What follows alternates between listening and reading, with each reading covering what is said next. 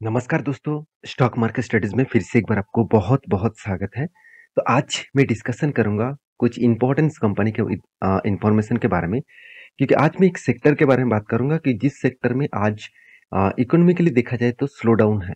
आज इंडिया में धीरे-धीरे करके निफ्टी, सेंसेक्स सब कुछ टॉप लेवल में होने के बाद भी आज इस सेक्टर में बहुत ज़्यादा करेक्शन देखने को मिला है। तो सेक्टर कौन-सा है? सबसे पहले वो मैं आपको बता दूँ। सेक्टर का नाम है केमिकल। तो केमिकल सेक्टर का जो डिमांड है, वो आज मतलब घट चुके हैं। तो इस डिमांड घटने के कारण तो बहुत सारे कंपनीज़ के ऊपर शेयर प्राइस 52 वीक के लो के नीचे चला है।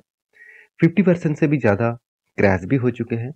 तो यही एक बहुत बड़ा अपॉर्च्युनिटी है, जिस अपॉर्च्युनिटी को आपको सही टाइम में उठाना चाहिए। तो इसलिए मैं कुछ कंपनीज़ के बारे में डिस्कशन करूँगा, जो केमिकल सेक्टर्स के ऊपर काम करते हैं और जो फ्यूचर में एक अच्छा खासा बड़ा धमाका आपको दे सकते हैं।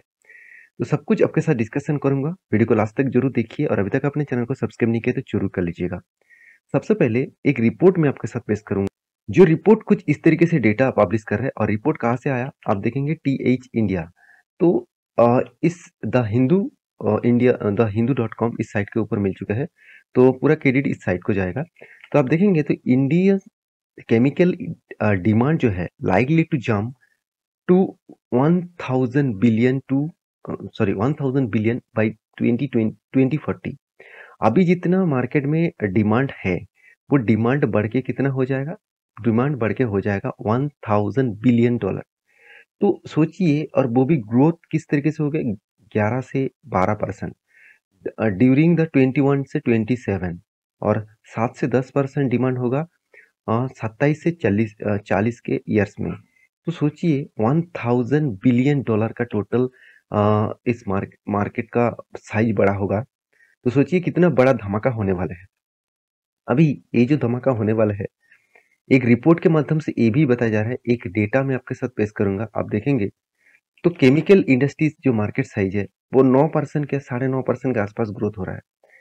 अभी करंट जो ईयर्स है 2023 में इसका मार्केट कैप अभी कंटिन्यू मतलब चल रहा है 254.3 बिलियन डॉलर और अभी 2024 में क्या बनेगा 278.1 बिलियन डॉलर। 2025 में कितना बनेगा 304 बिलियन डॉलर।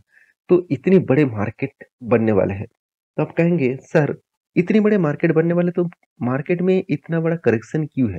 उसके पीछे लॉजिक तो भी समझाइए। तो देखिए और एक रिपोर्ट यहाँ पे पब्लिश किया गया और वो भी आप देखेंगे बीक्यू प्रीमियर वेबसाइट में। यहाँ पे बताया गया कि global headwinds to weight on India chemical companies. मतलब ग्लोबली मार्केट में जो इस केमिकल का प्रोडक्ट का जो डिमांड था वो डिमांड कम हो चुके हैं। देखिए मैं जितने सारे केमिकल्स कंपनी के बारे में डिस्कस करता हूँ मैं एक चीज़ आपको बार-बार बोलता हूँ कि केमिकल्स का जो डिमांड है ग्लोबली मार्केट में कम हुआ। ग्लोबली मार्केट मतलब यूरोप मार्केट में, उसके साथ-साथ यूएस मार्केट में। तो इस तरीके से कंट्रीज़ में मार्केट के जो केमिकल्स का जो डिमांड है वो कम हुआ है। दूसरी बात चाइना के पास इतना मतलब कोविड के टाइम में वो इतना ज़्यादा प्रोडक्शन करके बैठे हुए थे। वो प्रोडक्शन कम करने के लिए मतलब प्रोडक्शन को क्लियर करने के लिए, वो उसका गोडाउन खाली करने के लिए वो डिस्काउंट में ये सारे कंट्रीज़ को वो प्रोडक्ट को डिस्काउंट में बेच रहा है। और जिसके चलते है इंडियन कंपनीज़ के ऊपर प्रेशर देखने को मिला है। तो इस सिचुएशन क्या कंटिन्यू रहने वाला है? बिल्कुल नहीं। इस सिचुएशन आज नहीं तो कल सॉर्ट आउट होगा और सॉर्ट आउट होने के बाद जो-जो कंपनीज़ के ऊपर ग्रोथ देखने को मिलेगा, तो उसी से कुछ कंपनीज़ के बारे में डिस्कशन करूँगा। तो फर्स्ट जो कंपनीज़ के बारे में डिस्कशन करूँ, उसका नाम है न्यूजेन केमिकल्स लिमिटेड। देखिए इस कंपनी के परफॉर्मेंस के बारे में बात करूँ तो आप देखेंगे तो 248 के आसपास इसका प्रोडक्ट कंपनी बना चुके हैं और इसके डेवलपमेंट भी कंपनी कर चुके हैं। इंफ्रास्ट्रक्चर मैन्युफैक्चरिंग 4 और 2 आर&डी फैक्ट्रीज है कंपनी का। 10% इसका ग्रोथ हो रहा है वर्कफोर्स में और एक्सपोर्ट के मामले में 29 कंट्रीज के ऊपर कंपनी प्रोडक्ट को एक्सपोर्ट करते हैं। और नेटवर्क के बारे में बात करें तो 482 करोड़ के आसपास इसका नेटवर्क है और 33% के आसपास 5 साल के रेवेन्यूज जनरेट हो रहा है और 5 साल के हिसाब से पेट मार्जिन भी 35% है। तो एक अच्छा खासा ग्रोथ यहाँ पे देखने को मिला है। अभी कंपनी के जो प्रोडक्ट है आप देखेंगे तो ऑर्गेनिक केमिकल्स और उसके साथ-साथ और इनऑर्गेनिक केमिकल्स ये दोनों अलग-अलग कैटेगरीज के ऊपर काम करते हैं। ऑर्गेनिक केमिकल्स जैसे pharmaceutical, agro chemicals, electronics chemicals, साथ ही साथ अरमा केमिकल्स, साथ ही साथ जो फ्लोरोकेमिकल्स है उस तरीके से प्रोडक्ट को काम करते हैं। तो और आप देखेंगे तो इनऑर्गेनिक केमिकल्स के ऊपर सबसे जो इम्पोर्टेंस है, फार्मास्यूटिकल्स के साथ-साथ स्पेशलिटी जो केमिकल्स है, उसके साथ-साथ बैटरी केमिकल्स जो है, तो इस तरीके से प्रोडक्ट्स के ऊपर कंपनी काम करते हैं। तो कंपनी के कुछ पॉपुलर कस्टमर भी हैं, जैसे सन फार्मा है, साथ ही साथ हिट्रो है, साथ ही साथ डेविस लैबोरेटरीज है, तो हिकल है, साथ ही साथ पिरामोल है, वोल्टास है, टाटा है, तो अरविंदो फार्मा है। तो इस तरीके से बड़े कस्टमर कंपनी के अंदर है।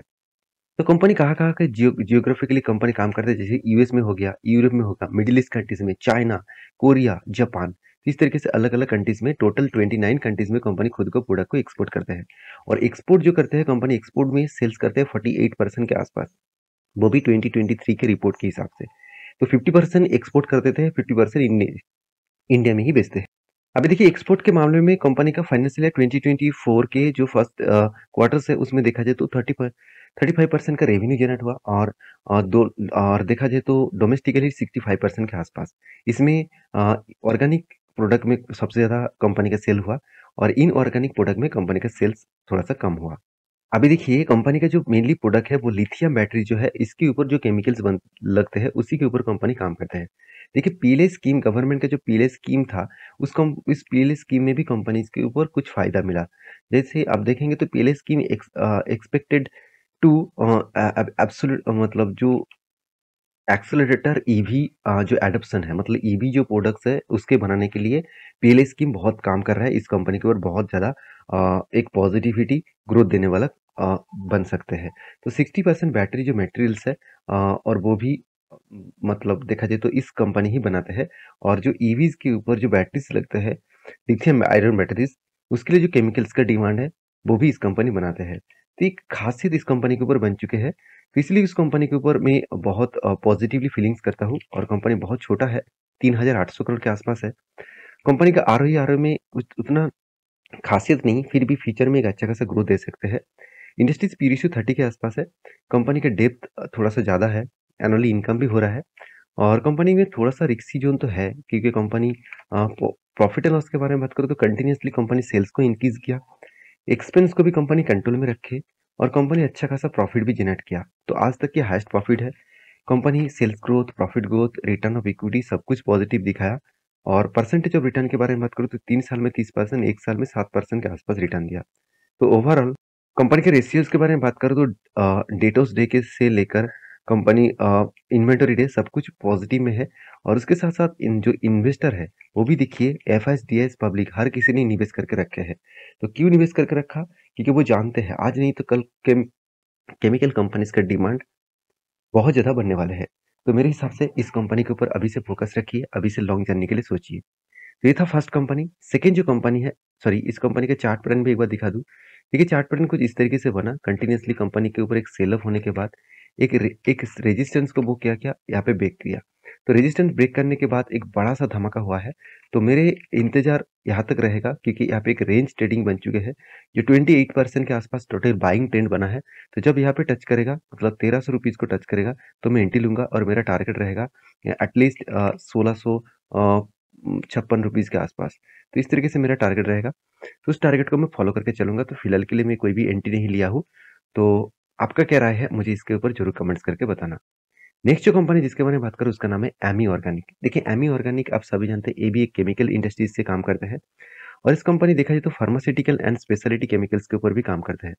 तो फार्मास्यूटिकल इन जो इंग्रेडिएंट्स है, तो एक्टिव एक्टिव फार्मास्यूटिकल इंग्रेडिएंट्स, मतलब जिसको एपीआई कहा जाता है, तो उस तरीके से प्रोडक्ट्स के ऊपर काम करते हैं। उसके साथ-साथ कंपनी कुछ स्पेशलिटी केमिकल्स के ऊपर भी काम करते हैं। कंपनी के डिटेल्स के बारे में बात करूँ, कंपनी के देखिए टोटल रेवेन्यू जो है वो फाइनेंशियल ईयर में 6,211 करोड़ के आसपास रेवेन्यू जनरेट किया। EBITDA मार्जिन 1200 करोड़ के आसपास है। कस्टमर जो बेस है कंपनी का फी 500 प्लस है, और कंपनी 2023 में 60 नया कस्टमर ऐड किया है। एक अच्छी बात होती है जब कस्टमर ऐड होते हैं। और कंपनी देखिए 50 से भी ज़्यादा कंट्रीज को कंपनी खुद का प्रोडक्ट को बेचते हैं। और कंपनी एक्सपोर्ट के मामले में 59% के आसपास ग्रोथ किया तो 2023 में। 3 मैन्युफैक्चरिंग फैक्ट्रीज है, और वो भी गुजरात में है। R&D एक अलग फैक्ट्रीज है, अलग जगह पे कंपनी रिसर्च एंड डेवलपमेंट करते हैं। कंपनी का फार्मास्यूटिकल इंडस्ट्रीज और स्पेशलिटी केमिकल्स इस दोनों प्रोडक्ट के ऊपर काम करते हैं। कंपनी का फार्मास्यूटिकल इंडस्ट्रीज के ऊपर 84% का काम होते हैं और 16% कंपनी का स्पेशलिटी केमिकल्स के ऊपर काम होते हैं। तो कंपनी का टोटल प्रोडक्ट जो कंपनी बना चुके हैं 520 से भी ज़्यादा कंपनी प्रोडक्ट लॉन्च कर चुके हैं। नया प्रोडक्ट कंपनी ऐड किया है 2023 में 70 से भी ज़्यादा। तो कंपनी का अभी जो मतलब प्रेजेंस है वो आप देखेंगे तो ऑल ऑल ओवर वर्ल्ड में कंपनी ज़्यादा से ज़्यादा यूनाइटेड स्टेट मतलब साउथ अमेरिका और नॉर्थ अमेरिका इस दोनों जगह पे कंपनी पूरा के पूरा बिजनेस छा चुके हैं। साउथ अमेरिका में पूरा का पूरा मार्केट को कैप्चर किया, यूरोप्स मार्केट को भी कंपनी ने कैप्चर किया, इजराइल में भी कंपनी प्रोडक्ट बेचते हैं, चाइना में भी बेचते हैं, जापान में भी बेचते हैं। तो कंपनी का अलग-अलग जगह पे कंपनी का प्रोडक्शन बेचा जा रहा है। तो कंपनी के सबसे ज़्यादा कहाँ पे माल बेच रहा है? आप देखेंगे सबसे ज़्यादा माल बेचा जा रहा है इटली में, उसके बाद देखिए फ़िनलैंड में, उसके बाद स्पेन, उसके बाद इज़राइल, जर्मनी, यूएस, जापान और उसके बाद अदर्स जगह पे। तो कंपनी अलग-अलग कंट्रीज़ में खुद का प्रोडक्ट को बेच रहा है।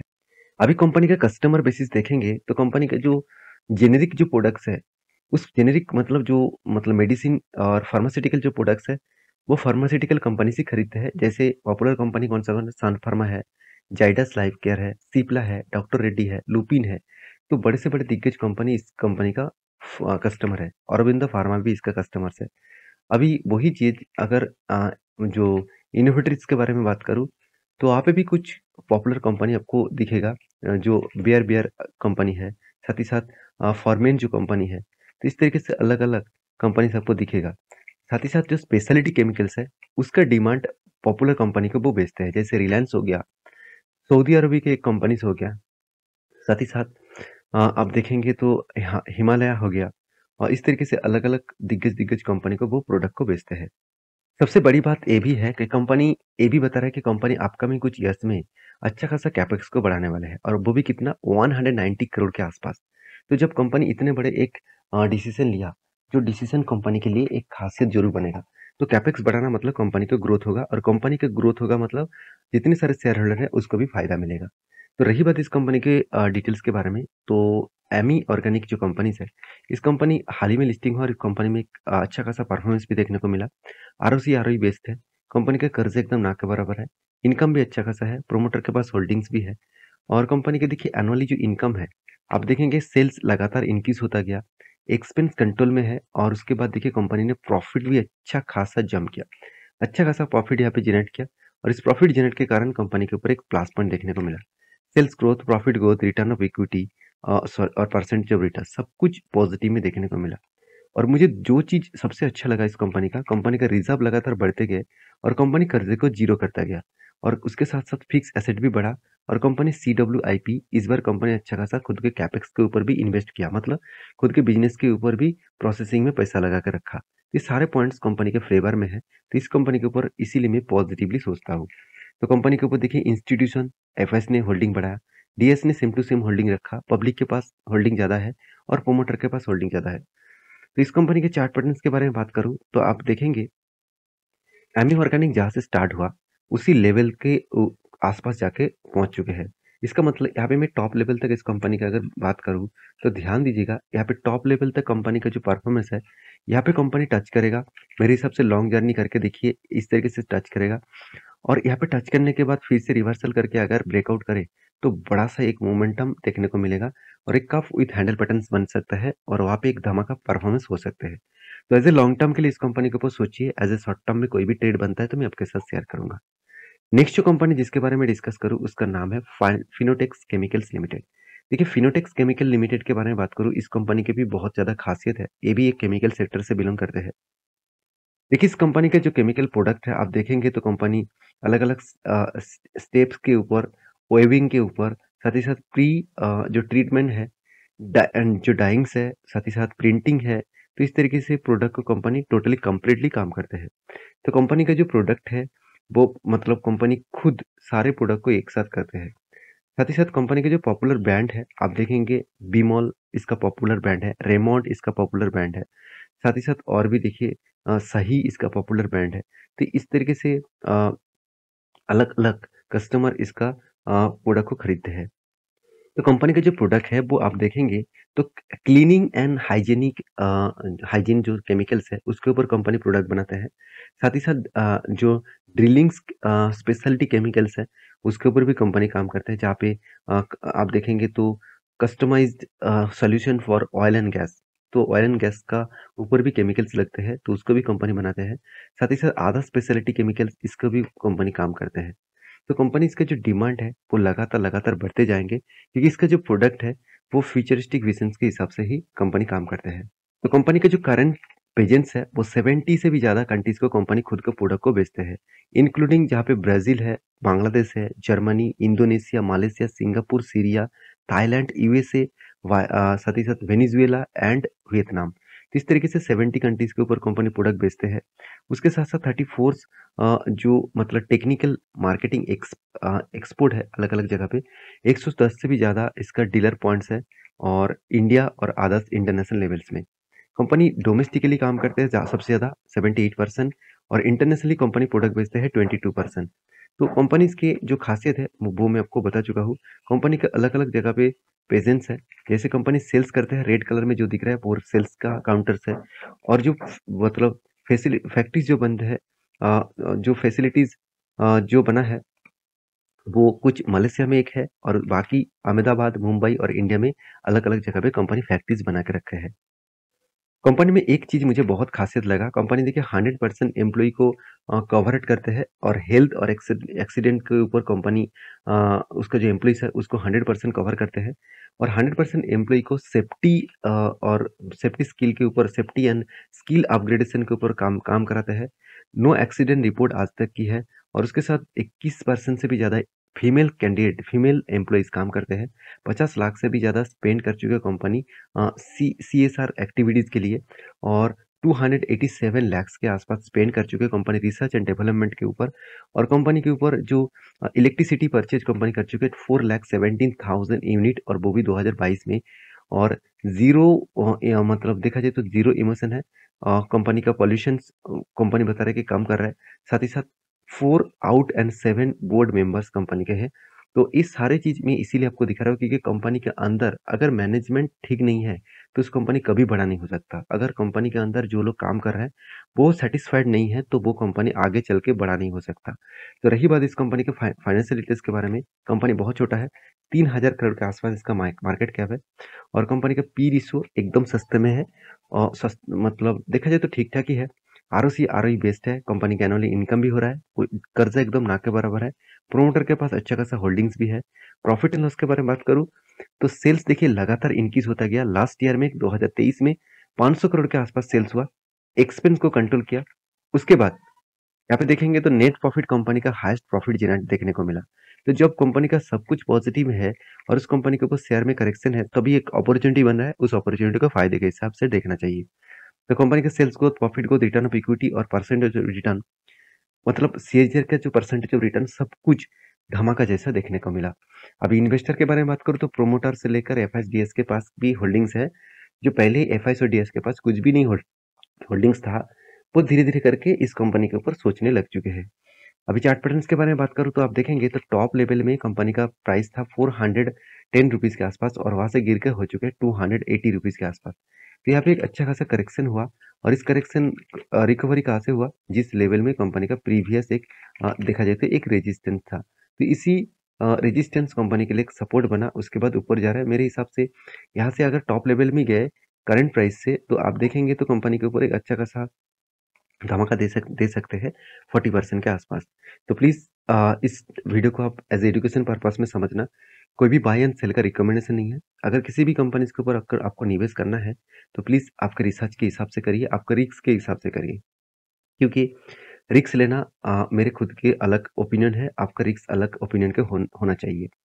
तो वीडियो अच्छा लगे तो लाइक करना, दोस्तों के साथ शेयर भी करना। मिलते हैं नेक्स्ट वीडियो में, तब तक के लिए अच्छे से रहिए, अपने ख्याल रखिए। धन्यवाद।